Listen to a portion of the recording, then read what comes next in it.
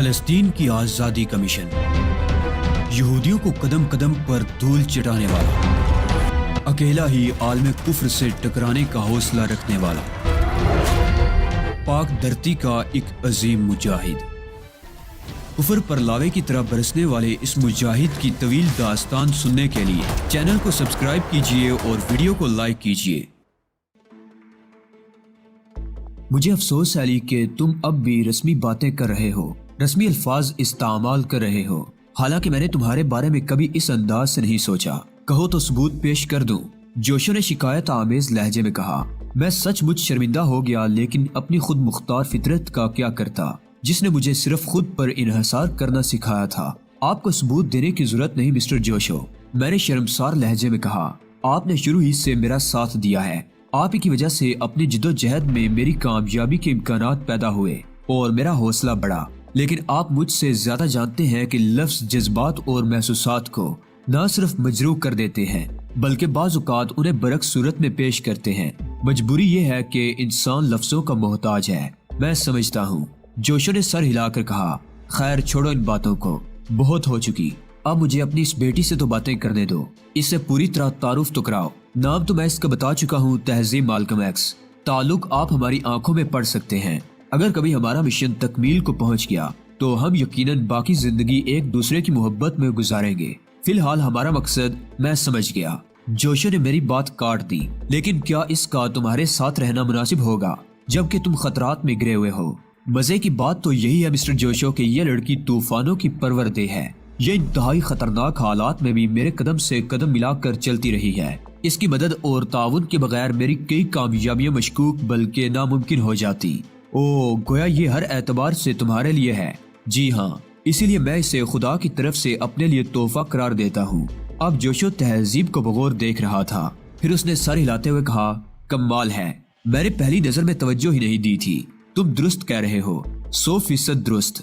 یہ تضادات کی حامل ہے، اس میں ہر چیز کی دو انتہائیں ہیں، سخت دل بھی ہے اور سراپا گداز بھی، محبت کرنا بھی جانتی ہے اور بلا کی قوت ارادی کی مالک بھی ہے۔ اس کی آنکھیں بتاتی ہیں کہ دشمنوں کے سامنے یہ ایک خونخوار بلی بن جاتی ہوگی۔ I am sorry baby۔ نہیں مسٹر جوشو، ایسی کوئی بات نہیں۔ علی مجھ سے آپ کا تفصیلی تعارف کرا چکے ہیں، آپ تو میرے لیے بالکل اپنے ہیں۔ تہذیب نے ہنستے ہوئے کہا، اچھا اب آتے ہیں مسائل کی طرف۔ قیام کرنے کے لیے میں بہت ساری جگہ منتخب کر سکتا ہوں، لیکن میرے خیال میں محفوظ ترین جگہ کینٹن ہے۔ اس علاقے میں متوسط طبقے کے لوگ رہتے ہیں، وہاں مکانات بھی ہیں اور فلیٹ بھی، لیکن تمہارے کام کے پیش نظر فلیٹ زیادہ مناسب رہے گا، جو آپ مناسب سمجھے مسٹر جوشو۔ یہ معاملہ تو میں آپ کو سونپ چکا ہوں۔ میں نے کہا، تو ٹھیک ہے، اس فلیٹ کے آراستہ ہونے تک تم میرے ساتھ ہی رہو گے۔ جوشو کے لہجے میں مسرت تھی۔ اس کی کیا ضرورت ہے؟ ابھی ہم یہاں کسی کی نظر میں نہیں آئے ہیں سوائے لوئیشی اور آپ سے ملاقات کرنے کے۔ اب تک ہم نے یہاں کوئی عملی قدم نہیں اٹھایا ہے۔ نہیں علی، میں تمہیں کسی قیمت پر ہوٹل میں قیام نہیں کرنے دوں گا، اسے تم میرا حکم سمجھ لو۔ بہت بہتر مسٹر جوشو، آپ کا حکم سر آنکھوں پر، میں نے کہا۔ جوشو نے ہمارے لیے ایک کمرہ مخصوص کر دیا، اس نے اپنے آدمیوں کے ذریعے ہوٹل سے ہمارا سامان منگوا دیا۔ کوئی 1 گھنٹے کے بعد مجھے اور تہذیب کو تنہائی میسر آئی۔ میں بہت متاثر ہوئی ہوں علی، تہذیب نے کہا۔ مسٹر جوشو پرخلوص دل کے مالک ہیں، کیسی متضاد شخصیت ہے ان کی۔ متضاد؟ وہ کیسے؟ میں نے پوچھا۔ نرم دل، آنکھوں میں محبت، سینے میں ہمدردی، لیکن تم تو بتا چکے ہو کہ بہت خطرناک آدمی ہے۔ ہاں یہ تو ہے، میں نے سر ہلاتے ہوئے کہا۔ زندگی سب کچھ سکھا دیتی ہے۔ امریکہ میں چینیوں کے لیے زندگی گزارنا آسان نہیں ہے، عام لوگ اپنے کام سے کام رکھتے ہیں، لیکن جوشو جیسے درد مند اپنے بھائیوں کی خاطر برائی اور صفاقی کا لبادہ اوڑھ لیتے ہیں۔ یہ تحفظ کی ایک صورت ہے۔ امریکہ جمہوری ملک ہے، لیکن یہاں چینیوں پر خصوصی نگاہ رکھی جاتی ہے۔ اس کے باوجود جوشو سر بلند ہے اور سینہ تان کر چلتا ہے۔ یہ کوئی معمولی بات نہیں ہے تہذیب، میں جانتی ہوں۔ تہذیب کے لہجے میں ہلکی سی اداسی کی آمیزش تھی۔ میں خود بھی زندگی کے لیے کیا کیا روپ دار چکی ہوں۔ جوشو نے ہمیں تمام سہولتیں فراہم کر دی تھی، اس سے ہر روز ملاقات ہوتی تھی بلکہ نشست رہتی تھی۔ ہمیں اس کے ساتھ رہتے ہوئے 6 دن ہو چکے تھے۔ اس دوران تہذیب اس سے اور زیادہ متاثر ہو گئی تھی۔ سچ تو یہ ہے کہ جوشو بھی اس کے ساتھ ایسی شفقت برتتا تھا جیسے وہ اس کی بیٹی ہی ہو۔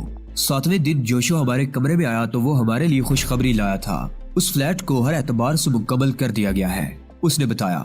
یہ میں اس لیے نہیں بتا رہا ہوں کہ تم فوراً ہی یہاں سے کھسک لو، یہ بھی تمہارا گھر ہے، جب تک جی چاہے یہاں رہو اور جب بھی جی چاہے اپنے فلیٹ میں منتقل ہو جاؤ۔ بہتر یہی ہوگا کہ ہم فوری طور پر وہاں منتقل ہو جائیں۔ میں نے کہا، میں خالی بیٹھے بیٹھے اکتا گیا ہوں اور اب کچھ کرنا چاہتا ہوں۔ میں چاہتا تھا کہ تم ابھی کچھ دن میرے ساتھ ہی رہو، لیکن تم نے بات ہی ایسی کی ہے کہ میں اعتراض نہیں کر سکتا۔ مسٹر جوشو، مجھے ایک اور چیز کی ضرورت ہے۔ میں نے کچھ سوچ کر کہا، ہاں ہاں کہو۔ آپ نے مجھے میک اپ کے سلسلے میں استعمال ہونے والا ایک سیال دیا تھا جس سے چہرے کے نقوش میں قدرتی طور پر تبدیلیاں پیدا ہو جاتی تھی۔ ہاں مجھے یاد ہے، جوشو نے مسکراتے ہوئے کہا۔ اب ہم نے اس میں اور تبدیلیاں کی ہیں۔ پہلے اس سے چہرے کے مختلف اعضاء متورم ہو کر ہویت تبدیل کر لیتے تھے، لیکن اب ہم اس کی مدد سے اپنی پسند کا میک اپ بآسانی کر سکتے ہیں۔ میں آپ کا مطلب نہیں سمجھا۔ مطلب یہ ہے کہ اب وہ اعضاء کو پھیلانے کے علاوہ سکیڑنے کا عمل بھی کر سکتا ہے۔ پہلے ہم ناک کو صرف پھیلا سکتے تھے، اب اسے پتلا بھی کر سکتے ہیں۔ واہ کمال ہے، میں نے بے ساختہ کہا۔ ہاں مجھے اسی کی ضرورت ہے۔ سیال بھی مل جائے گا اور میں میک اپ کے ایک ماہر کو تمہارے لیے مخصوص بھی کر دوں گا، جوشو نے کہا۔ اس شام جوشو میک اپ کے اس ماہر کو لے آیا جس کا اس نے تذکرہ کیا تھا۔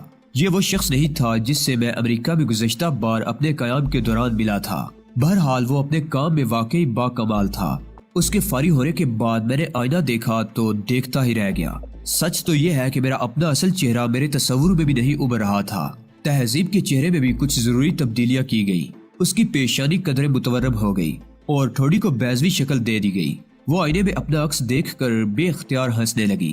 میک اپ کا یہ طریقہ حیرت انگیز ہے، اس نے ستائشی لہجے میں کہا۔ میں نے پہلے تمہیں اس کمال کے بارے میں نہیں بتایا؟ نہیں، تہذیب نے جواب دیا۔ مسٹر جوشو نے اس میک اپ کے ذریعے میری بڑی مدد کی تھی۔ خیر، کبھی تفصیل سے بتاؤں گا۔ اس فارمولے کے لیے تو مجرم تنظیمیں لاکھوں کروڑوں بھی خرچ کر سکتی ہیں، تہذیب نے کہا۔ یقیناً یہ ایسی ہی چیز ہے۔ جوشو ہمارے ساتھ اپنے کچھ آدمی بھیجنا چاہتا تھا، لیکن میں نے احتیاطاً انکار کر دیا۔ فلیٹ کی لوکیشن سمجھنے کے بعد میں تہذیب کو لے کر اپنے قیام امریکہ کے دوسرے مرحلے کے پہلے ٹھکانے کی طرف چل دیا۔ فلیٹ تک پہنچنے میں ہمیں کوئی دقت نہیں ہوئی، چابی میرے پاس تھی۔ ہم فلیٹ میں داخل ہوئے تو ہماری آنکھیں ہی کھل گئیں۔ بہت بڑا فلیٹ تھا، 5 کشادہ کمرے، 4 بالکونیاں، پورا فلیٹ ایئر کنڈیشنڈ تھا۔ پورے فلیٹ کی آرائش یقینی طور پر بے حد مہنگی اور قابل دید تھی۔ ضرورت کی ہر چیز اس فلیٹ میں موجود تھی۔ تہذیب نے سب سے پہلے کچن کا رخ کیا اور بے حد خوش نظر آنے لگی۔ اس کی آنکھوں میں اس بچے کی سی خوشی جھلک رہی تھی جسے اپنا من پسند کھلونا مل گیا ہو، اپنی مملکت کو دیکھ کر کتنی خوش ہو رہی ہو۔ میں نے اسے چھیڑا۔ ہاں، ایک عمر کے بعد پہلی بار تو اپنی مملکت نصیب ہوئی ہے۔ اس کے لہجے میں حسرت تھی۔ اب میں بھی حکمرانی کر سکوں گی۔ میں اسے دیکھ کر مسکراتا رہا۔ اس کا انداز اس بیوی کا سا تھا جسے کئی برس کرائے کے مکان میں گزارنے کے بعد اپنا گھر نصیب ہوا ہو۔ پھر اس نے نگاہیں اٹھا کر مجھے دیکھا۔ ان نگاہوں میں عجیب سی کیفیت تھی۔ اس وقت اسے دیکھ کر مجھے اپنا وطن یاد آ گیا۔ اس کے خمیر میں بہرحال مشرق کی آمیزش تھی۔ وہ مشرق و مغرب کا بے حد دلکش امتزاج تھی۔ میں اسے والہانہ انداز میں دیکھتا رہا، لیکن مجھے اس کا احساس بالکل نہیں تھا۔ ایسے گور گور کر کیا دیکھ رہے ہو؟ اس نے شرمگی لہجے میں پوچھا اور نظریں جھکا لی۔ کچھ نہیں، میں تو بس کچھ سوچ رہا تھا۔ کیا سوچ رہے تھے؟ اس نے نظریں اٹھائے بغیر پوچھا۔ میں سوچ رہا تھا کہ مسٹر جوشو نے تو کمال ہی کر دیا ہے۔ ایسا لگتا ہے جیسے وہ گھریلو زندگی سے پوری طرح واقف ہو۔ آؤ کمرے میں چلیں، میں نے بات بناتے ہوئے کہا اور اس کا ہاتھ تھام کر اسے کمرہ نشست میں لے آیا۔ کمرے میں آتے ہی میں نے بڑی کھڑکی کے پردے سمیٹے اور میکانزم کی مدد سے کھلنے والے کھڑکیوں کے پٹ کھول دیے۔ ٹھنڈی ہوا کے نرم نرم جھونکے کمرے میں آئے اور خوشگواریت کا احساس دلانے لگے۔ تہذیب میرے پاس ہی آ کھڑی ہوئی اور کھڑکی سے باہر دیکھنے لگی۔ ہاں، تم پوچھ رہی تھی کہ میں کیا سوچ رہا ہوں، میں نے شرارت بھرے لہجے میں کہا۔ نہیں، اب کچھ نہیں سنوں گی، اس نے حیا آلود لہجے میں کہا۔ تہذیب، یہ حقیقت ہے کہ ہم دونوں ایک دوسرے کو قبول کر چکے ہیں، البتہ ہمارے درمیان کچھ رسومات حائل ہیں۔ اب میرا جی چاہتا ہے کہ میں تمہیں ساتھ لے کر اپنے وطن جاؤں، تم سے شادی کروں اور تمہیں اپنے گھر والوں کے سپرد کراؤں۔ تم نہیں جانتی، میرے وطن میں شادی اتنی خوبصورت، اتنی حسین چیز ہے کہ میں بتا نہیں سکتا۔ مجھے یقین ہے علی، تم ٹھیک کہہ رہے ہوگے۔ جانتے ہو میری زندگی کس انداز میں اور کن لوگوں کے درمیان گزری ہے، لیکن علی شاید کسی وجدانی جذبے کے زیر اثر میں نے خود کو ہمیشہ بچا کر رکھا۔ شاید تمہارے لیے، میں تمہاری ہوں، لیکن علی تمہارا مقصد پورا ہونے سے پہلے میں تمہیں خواب بھی نہیں دیکھنے دوں گی۔ میں تمہاری عظمت کو سلام کرتا ہوں تہذیب، میں نے جذبات سے بوجھل آواز میں کہا، تمہارا میرے مقصد کو قبول کرنا میرے لیے تمہاری اہمیت کو کہیں سے کہیں پہنچا گیا ہے۔ اب میرا مقصد نہ کہو علی، یہ ہمارا مقصد ہے۔ اس کے لہجے میں شکایت تھی، حالانکہ میرا کہنے سے کوئی فرق نہیں پڑتا، تم تو اب میری ہر چیز میں شامل ہو، میری بات مجھے لوٹا رہے ہو۔ تہذیب ہنسنے لگی۔ تہذیب نے اسی دن سے فلیٹ کا نظام کسی گرہستین کی طرح سنبھال لیا۔ بلا شبہ وہ اس زندگی کو ترستی رہی تھی، اور اب یہ زندگی مل گئی تھی تو وہ بہت زیادہ خوش تھی۔ ہم صرف 2 افراد تھے، لہٰذا ہمیں کسی ملازم کی ضرورت نہیں تھی۔ تہذیب نے خود کھانا پکایا۔ کھانے سے فارغ ہونے کے بعد ہم مشرقی بالکونی میں آ بیٹھے، جہاں سے جگمگاتا ہوا سان فرانسسکو بہت خوبصورت لگ رہا تھا۔ دیر تک ہماری خاموشی گفتگو کرتی رہی۔ ہم ایک دوسرے کا ہاتھ تھامے ہوئے تھے، جسم میں سرشاریاں رقص کر رہی تھی۔ لفظ کا جادو سر چڑھ کر بول رہا تھا، نہ ذہن میں کوئی سوچ تھی، نہ دل میں کوئی خواہش۔ وہ مکمل وارفتگی کی کیفیت تھی۔ دیر تک ہماری نگاہیں شہر کی جلتی بجھتی روشنیوں میں بھٹکتی رہی۔ پھر تہذیب نے آہستہ سے سر جھٹکا اور بولی، علی، اب وقت آ گیا ہے کہ کام کے بارے میں سوچا جائے۔ میرا خیال ہے سب سے پہلے تم مائیکل جوشر کے متعلق سوچو گے۔ وہ سارا طلسم ٹوٹ گیا۔ وارفتگی کے وہ مہکتے ہوئے چمنزار خدا جانے کہاں اوجل ہو گئے۔ اب میرے سامنے فرض کی سنگلاخ راہ گزر تھی۔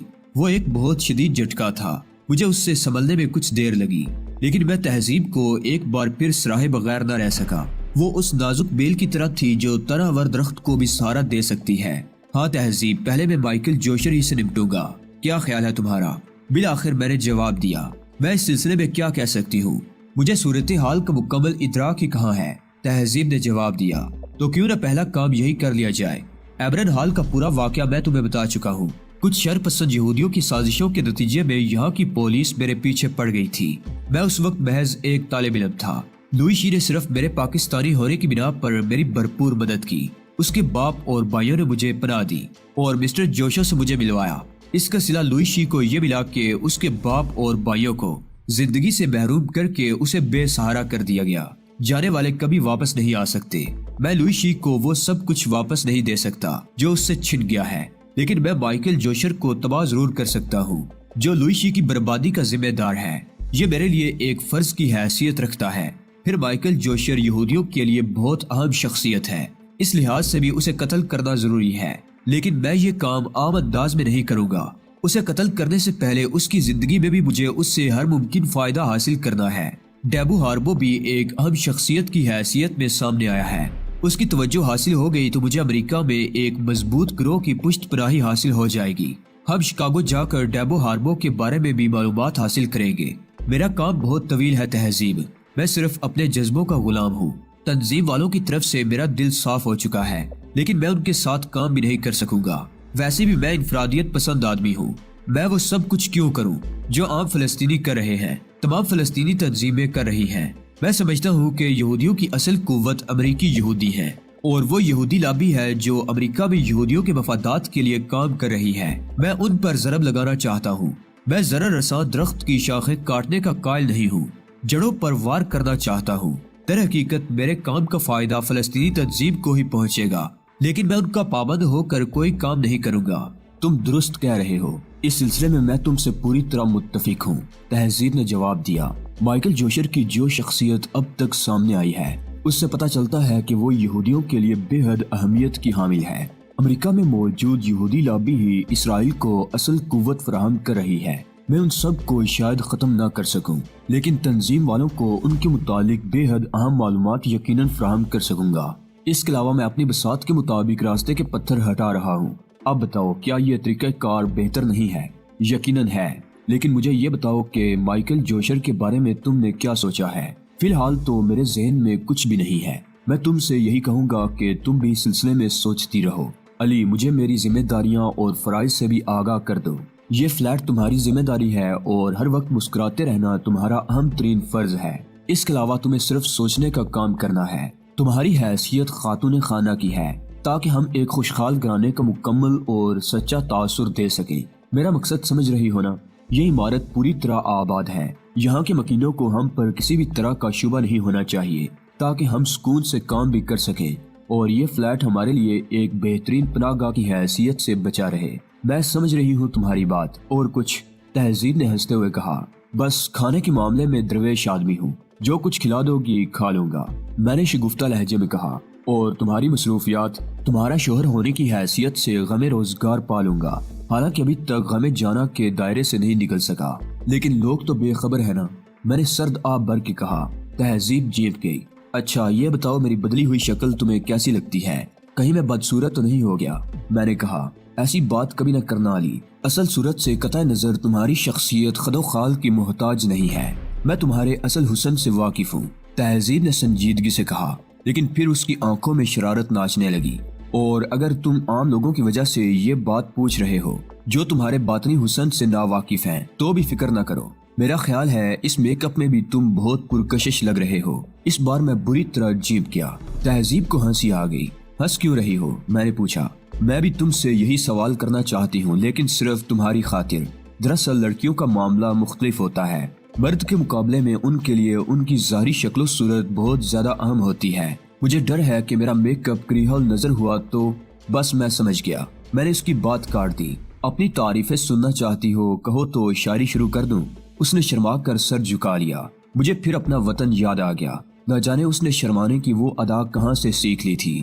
اگلی صبح 10 بجے میں فلیٹ سے نکل آیا۔ سان فرانسسکو میرے لیے اجنبی نہیں تھا، لیکن میرے عزائم کے پیش نظر تجدید نظارہ بہت ضروری تھی۔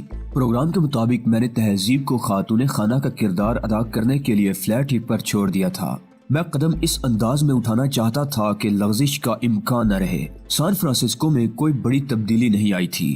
ایبرن ہال کے سامنے سے گزرتے ہوئے میرے وجود میں نفرتیں مچل اٹھی۔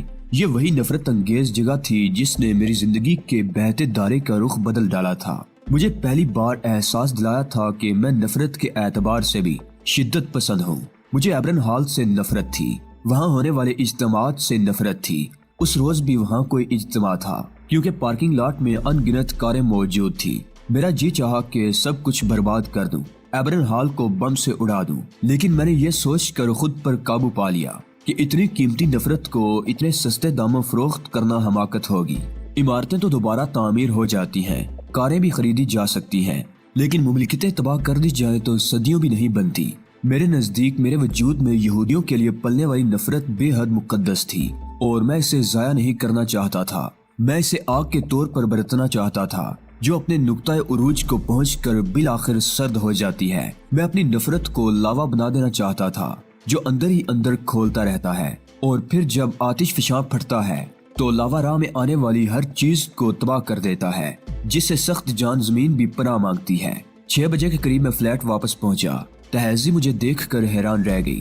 اس کے بال الجھے ہوئے تھے اور چہرے پر عزم ہلال کی کیفیت تھی۔